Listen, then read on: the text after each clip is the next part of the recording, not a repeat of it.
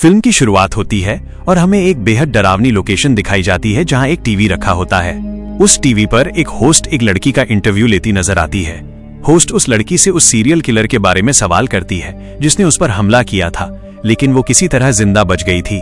दरअसल कुछ वक्त पहले शहर में एक खौफनाक सीरियल किलर ने कई लोगों को बेरहमी से मारना शुरू कर दिया था और ये लड़की भी उसी किलर की एक शिकार रह चुकी थी। इन सभी हत्याओं के पीछे एक सनकी जोकर था जिसे आर्ट द क्लाउन कहा जाता है और हम उसे आर्ट भी कहते हैं। लड़की उसके हमले से बच तो गई थी, लेकिन आर्ट ने उसके शरीर को बुरी तरह नुकसान पहुंचाया था और उसका चेहरा पूरी तरह बिगाड़ दिया था। अब दिखाया जाता है कि जिस टीवी पर यह इंटरव्यू चल रहा है वो असल में आर्ट द क्लाउन का ही टीवी होता है। वो खुद ये सब देख रहा होता है और गुस्से में आकर टीवी को जोर से लात मारकर उसकी स्क्रीन तोड़ देता है। इसके बाद वो फिर से लोगों को मारने की तैयारी करने लगता है, जिसमें वो अपना जोकर वाला कॉस्ट्यूम पहनता है और चेहरे पर डरावना मेकअप करता है। फिर वो अपने शिकारों को मारने के लिए अलग अलग हथियार चुनता है। आर्ट द क्लाउन हर साल हैलोवीन के समय बाहर निकलता है और बिना किसी वजह लोगों को बेहद क्रूर तरीके से मारता है, उन्हें बुरी तरह टॉर्चर करता है। इसके बाद हम उस टीवी होस्ट को देखते हैं जो फोन पर किसी से बात कर रही होती है और कहती है कि आज इंटरव्यू देने आई लड़की बहुत ही ज्यादा बदसूरत थी। तभी अचानक उसे अपने पीछे से कोई आवाज सुनाई देती है और वो उसे देखने के लिए जाती है।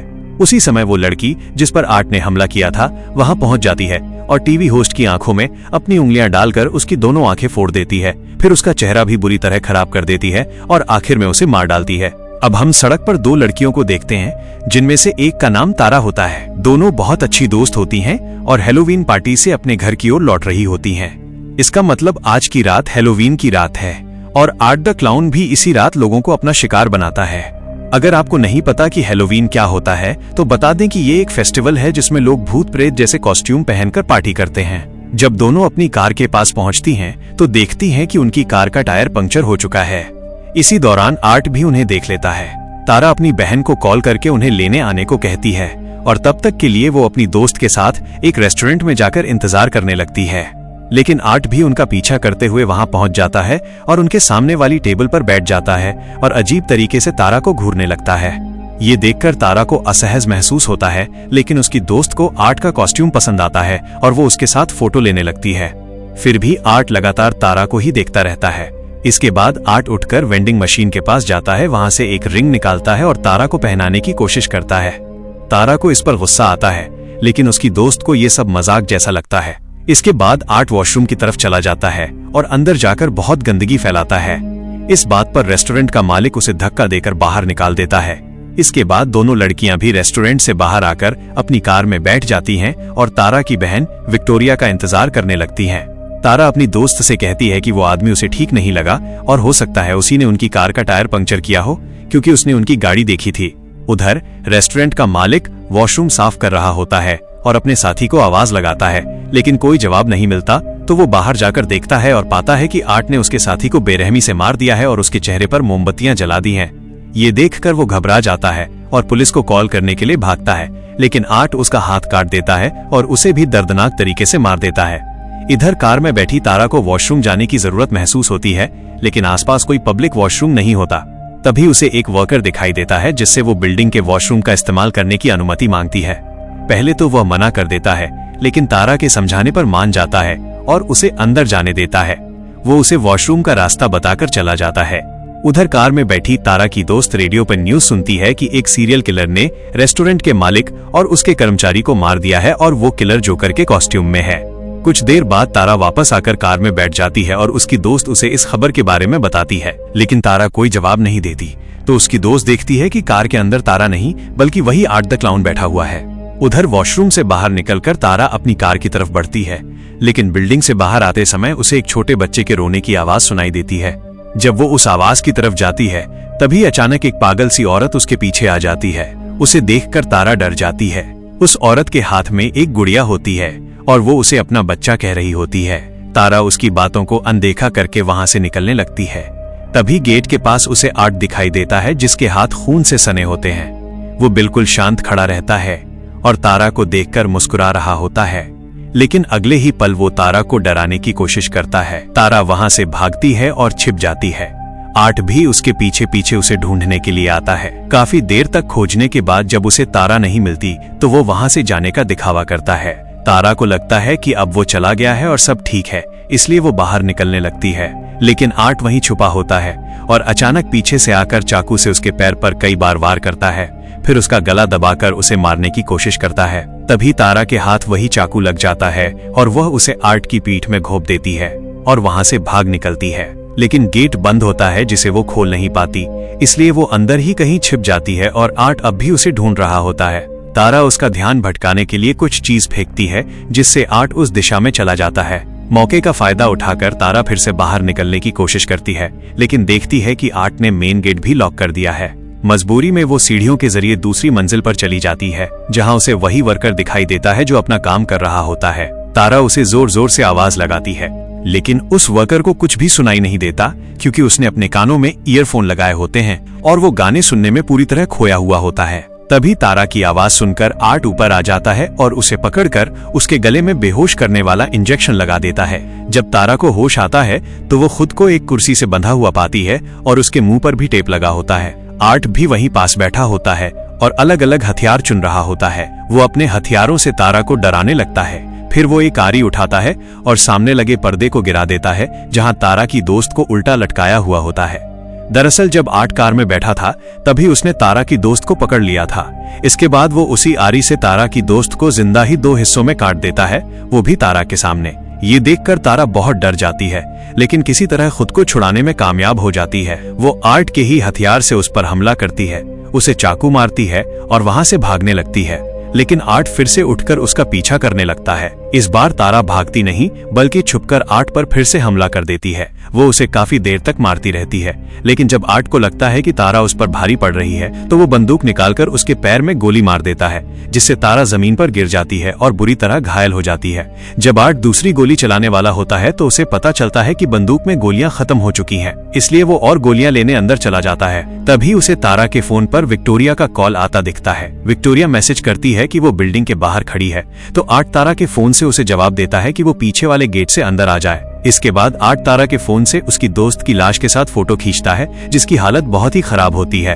फिर वो तारा के पास जाता है और उसके चेहरे पर लगातार गोली चलाकर उसे मार देता है। ये सब पास खड़ी वही पागल औरत भी देख लेती है।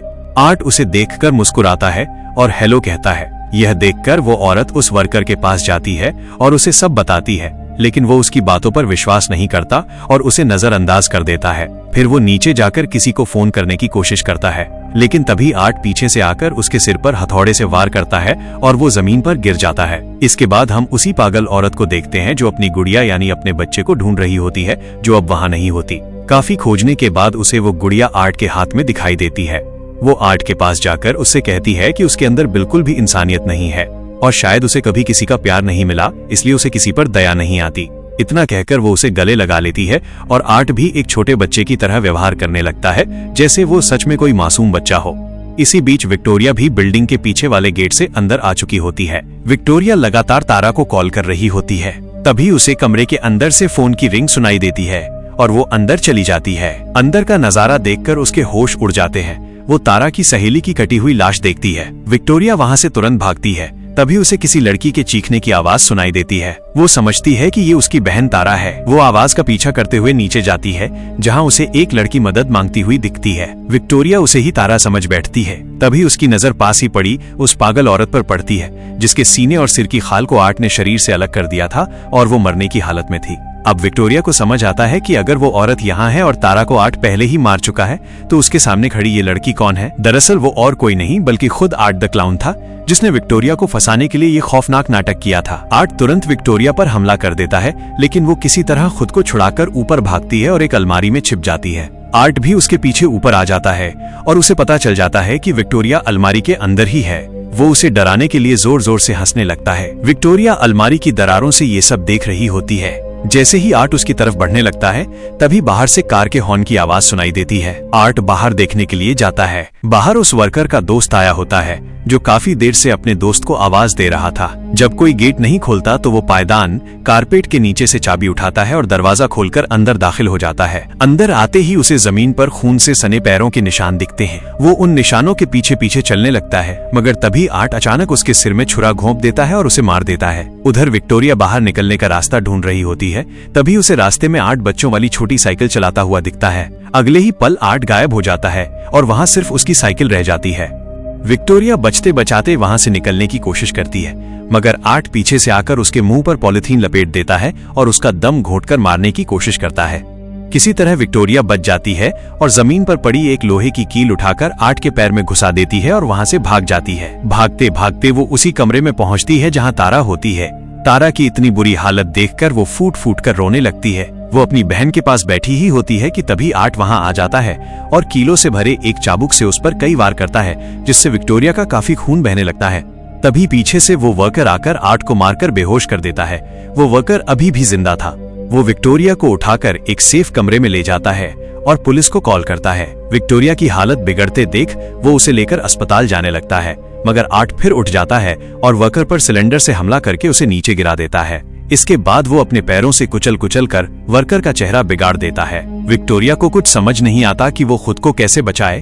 तभी उसकी नजर एक लोहे की रॉड पर पड़ती है। वो उस रॉड से गेट का लॉक तोड़ देती है, मगर जैसे ही वो उठती है आर्ट पीछे से उसका गला दबाने लगता है। विक्टोरिया वो रॉड आर्ट की आंख में घुसा देती है और भागकर एक गैराज में घुस जाती है। गैराज अंदर से लॉक था, इसलिए आर्ट अंदर नहीं आ पाता। इतने में पुलिस भी वहां पहुंच जाती है, मगर इससे पहले कि विक्टोरिया पुलिस के पास पहुंचती, आर्ट गाड़ी से गैराज का गेट तोड़कर अंदर घुस आता है और विक्टोरिया गाड़ी के नीचे दब जाती है। इसके बाद आर्ट जिंदा ही उसका चेहरा नोच नोच कर खाने लगता है। पुलिस अंदर आकर आर्ट को हाथ ऊपर करने को बोलती है, मगर आर्ट खुद के सिर में गोली मार लेता है। पुलिस जब डेड बॉडीज चेक करती है तो पता चलता है कि विक्टोरिया अभी भी जिंदा है। अस्पताल में जब डॉक्टर आर्ट की लाश देखते हैं तो वो ये देखकर हैरान रह जाते हैं कि मरने के बाद भी आर्ट मुस्कुरा रहा है। तभी अस्पताल की लाइटें जलने बुझने लगती हैं और आर्ट उठकर डॉक्टर का गला दबाने लगता है। इसका मतलब आर्ट द क्लाउन अभी मरा नहीं है, वो जिंदा है। 1 साल बाद अस्पताल में विक्टोरिया का चेहरा बिल्कुल उस इंटरव्यू वाली लड़की जैसा दिखता है जिसे हमने फिल्म की शुरुआत में देखा था।